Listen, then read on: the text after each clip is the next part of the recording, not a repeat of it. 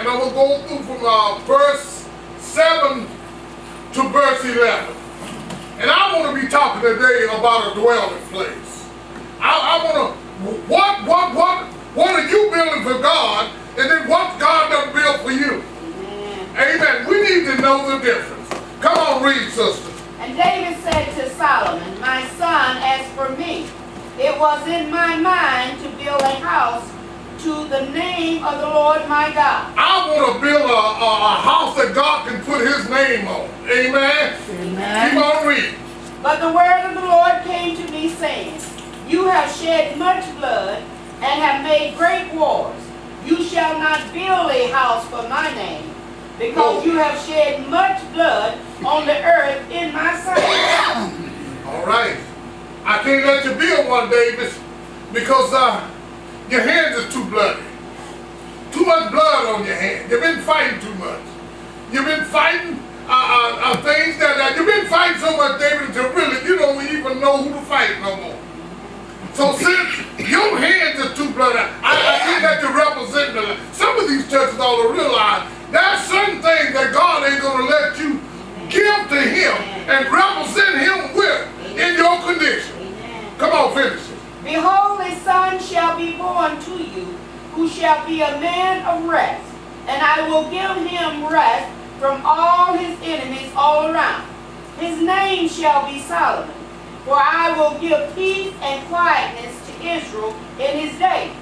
He shall build a house for my name, and he shall be my son, and I will be his father, and I will establish the throne of his kingdom over Israel forever. Now, my son, may the Lord be with you, and may you prosper and build the house of the Lord your God, as he has said to you. Now, son, you do it. You do it. You see, I was anointed as king. I was anointed over Israel. But I'm appointing you. And I want to show you the difference between the first church and the last church. Now we see David here at the end of his life wanting to build a house for God. But he wasn't allowed to do so because too much blood was on there, too much war. See, we fight too much. Amen. Even if you're fighting under God's guidance, there comes a time when you just done fought too much. It's time to quit fighting and to find some peace. Amen.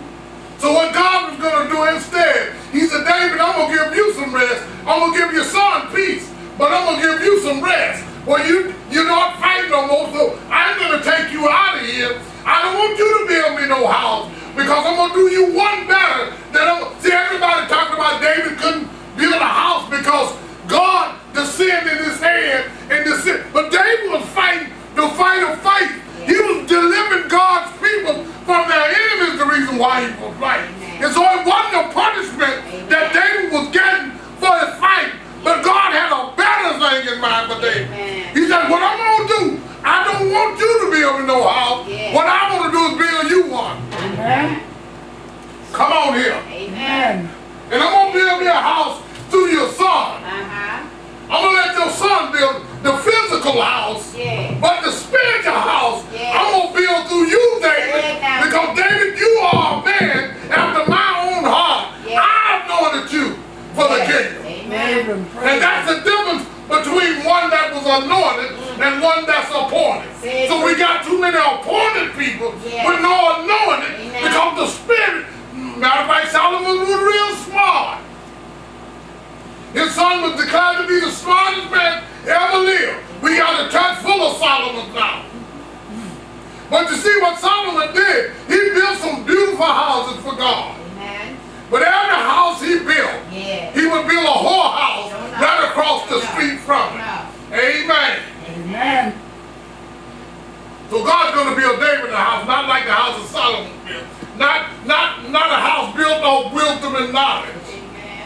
But one built off faith in God. If that's an anointed law, he did declare David was a man after his own heart, didn't he? Well, see, Solomon wasn't a man after his own heart. The kingdom was passed down to him from his daddy. But it was his daddy that God said, I'm going to build a kingdom that is everlasting for you. Somebody help me this morning. Preach. Because this is going to be the point of today's message. God doesn't dwell in church buildings. Look at your neighbor. Look at your neighbor and tell him that God don't dwell in no church building. Because if you come to church to meet God, you might as well stay at home. Because he ain't in no church building. He dwells in his people. Apostle Paul picked it up real quick. Because he used to run on that same program. In 1 Corinthians chapter 3 and verse 16, Paul said, know ye not that you are the temple of God, and that the Spirit of God dwelleth in you? Amen. So we are his dwelling place. You didn't come to church, you are in fellowship. The church is in you. Amen. Hallelujah. Now in the Old Testament, the temple was where God's people came to worship him. Amen. Amen. But today, that's not the case. You better hear me good. You see, the Ark of the Covenant isn't in a box today. Our Ark of the Covenant, the new covenant, is in Christ Jesus. Amen. That's why in the New Testament, we have a new program of worship. Somebody need to wake up and quit trying to rebuild the curtain and the wall that separates. You see, the wall, the Bible said that the curtain in the temple was split asunder. And what happened was now each man can go into the Holy of Holies and talk to God for himself. You don't need no preacher to take you before the presence of God. You can walk boldly before the throne of grace based on what Jesus done. But what we done today, we got curtain repairs. We got people that's now trying to repair the curtain and sew it back up so that you can't get before God until you come to church. God help me here today. Well, this is a new type of worship we're doing now. You don't have to come to work. You don't have to come to church. You don't have to work in the church to get into the presence of God. You can get into his presence even if you're hanging on a cross dying. Ask the thief what church he attended. He did. He was stealing and killing when Jesus told him, this way would you be with me in paradise. And I know I'm right this morning. Oh yes, preach. We are his dwelling place. That's why in this new program of worship, amen?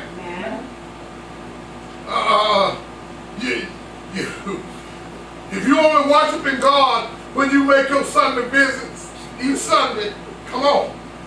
It's because Christ ain't your dwelling place. All right now. Come on here. Don't you mess around and get to church and find the Jesus in church that you don't take back home with you.